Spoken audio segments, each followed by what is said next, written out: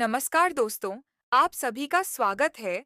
हम एक ऐसे विषय पर बात करेंगे जो सिर्फ आध्यात्म नहीं, बल्कि हमारे शरीर, मन और आत्मा तीनों से जुड़ा हुआ है। आपने चक्रों के बारे में तो सुना ही होगा, लेकिन क्या आप सच में जानते हैं कि ये 7 चक्र क्या होते हैं, कहाँ होते हैं और इनका हमारे जीवन पर कितना गहरा असर होता है? तो चलिए शुरू करते हैं और जानते हैं 7 चक्रों के रहस्य। पूरी जानकारी बिल्कुल आसान भाषा में। सबसे पहले समझते हैं कि चक्र होते क्या हैं। चक्र यानी घूमने वाला पहिया। हमारे शरीर में कुल 114 ऊर्जा केंद्र होते हैं, लेकिन मुख्य रूप से 7 चक्र होते हैं जो हमारे जीवन के हर क्षेत्र को प्रभावित करते हैं। स्वास्थ्य, भावनाएं, सोच, रिश्ते, आत्मविश्वास और यहाँ तक कि हमारी आत्मिक यात्रा भी। अगर ये चक्र संतुलित रहें, तो हम सुख, शांति और सफलता की ओर बढ़ते हैं। लेकिन अगर इनमें असंतुलन आ जाए, तो मानसिक तनाव, शारीरिक बीमारियां और जीवन में रुकावटें आने लगती हैं। पहला चक्र है मूलाधार चक्र। इसे रूट चक्र भी कहते हैं। यह हमारे शरीर के सबसे निचले हिस्से में रीढ़ की हड्डी के आधार पर होता है।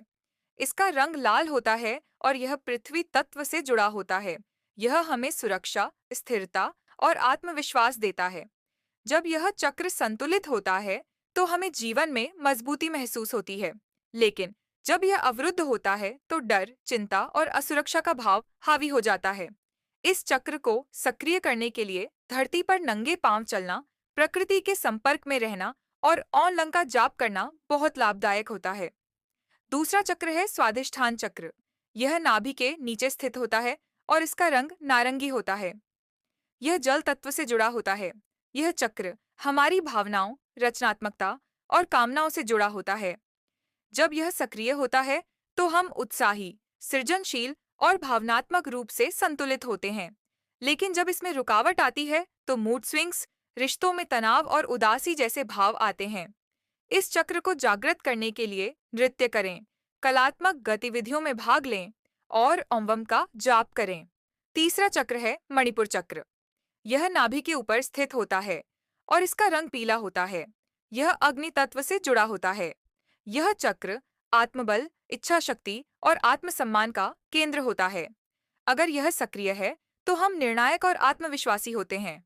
अगर यह अवरुद्ध है, तो हीन भावना, गुस्सा और अनिर्णय की स्थिति पैदा होती है। इसे जागृत करने के लिए सूर्य नमस्कार करें, दीपक जलाएं और ओम रंग का जाप करें। चौथा चक्र है अनाहत चक्र, जिसे हृदय चक्र कहा जाता है। यह सीने के मध्य में होता है और इसका रंग हरा होता है। यह वायु तत्व से जुड़ा है। यह प्रेम, करुणा, क्षमा और अपनत्व का चक्र है। जब यह संतुलन में होता है, तो हम सभी के प्रति प्रेम और दया की भावना रखते हैं। अगर यह चक्र अवरुद्ध हो जाए, तो घृणा, अकेलापन और ईर्ष्या जैसी भावनाएं उत्पन्न होती हैं। इसे संतुलन में रखने के लिए प्रकृति के बीच समय बिताएं, किसी को माफ करें और ओम का जाप करें। पांचवा चक्र है विशुद्ध चक्र, जो गले में स्थित होता है। इसका रंग नीला होता है और यह आकाश तत्व से जुड़ा होता है। यह आत्म प्रकाशन और संवाद का केंद्र है। जब यह खुला होता है, तो हम साफ साफ बोल पाते हैं और अपनी सच्चाई व्यक्त करते हैं। अगर यह बंद हो जाए, तो गले की समस्या, झिझक और असमर्थता आ जाती है। इस चक्र को सक्रिय करने के लिए गाना गाएं, खुलकर बात करें और ओम हंग का जाप करें। छठा चक्र है आज्ञा चक्र, जिसे थर्ड आई या तीसरी आंख भी कहते हैं।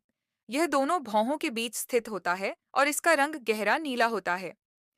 यह चक्र अंतर्ज्ञान, आत्म जागरूकता और मानसिक स्पष्टता का केंद्र होता है। जब यह सक्रिय होता है, तो हमें दिशा मिलती है। हम अंदर से मजबूत होते हैं।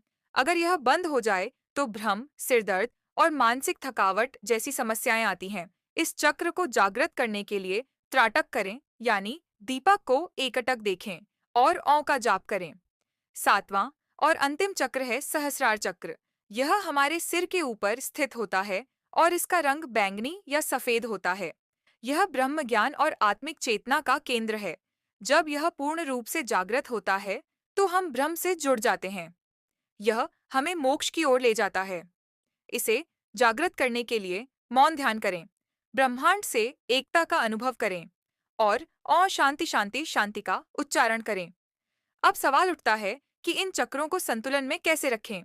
इसका उत्तर है ध्यान, प्राणायाम, योग, सात्विक जीवन शैली और सकारात्मक सोच।